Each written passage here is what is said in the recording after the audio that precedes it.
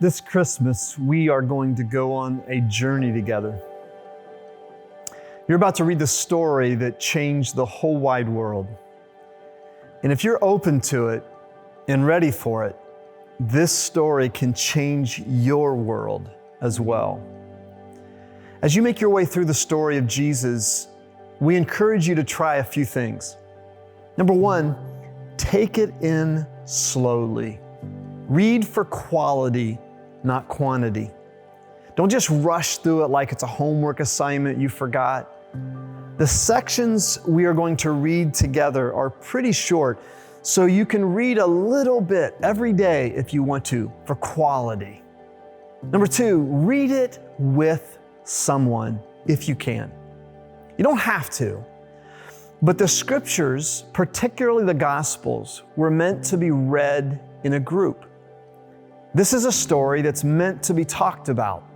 So read it alongside other people and talk about it with friends or with your family. Number three, ask questions and be curious.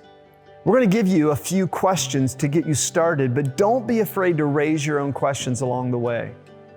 If something makes you wonder about it out loud. Look around for answers. Let the story come to life through your conversations and your week. Read this as if you are reading it for the first time as an unbeliever. The story starts with the part most of us know and what this season is about, the birth of Jesus. Even if you didn't grow up in a church or in a Christian home, you've probably caught some of the highlights along the way.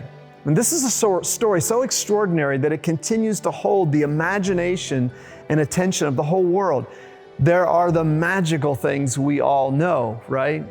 How God chooses to enter the world in a brand new way as a vulnerable child. How God chooses a young woman to be a part of the story. How God reaches to the ends of the earth to draw the attention of both the bookish wise men and the street-smart shepherds. But even beyond the parts we know, read it this time as something more than just a holiday story.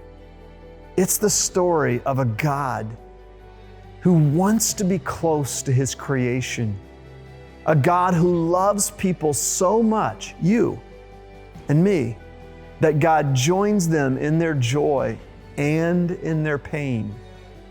Now, as you go through this first part of the story, think and wonder about a few things.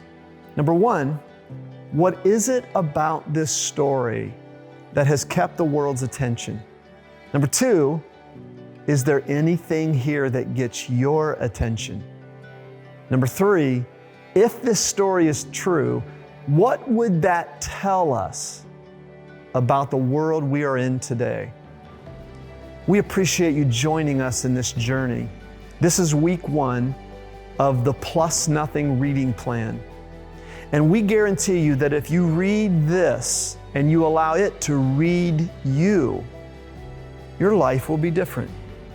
Your walk with Christ will be different. Your journey with your church will be different. And your holidays will be richer. Thank you for joining us in this journey, and we look forward to next week.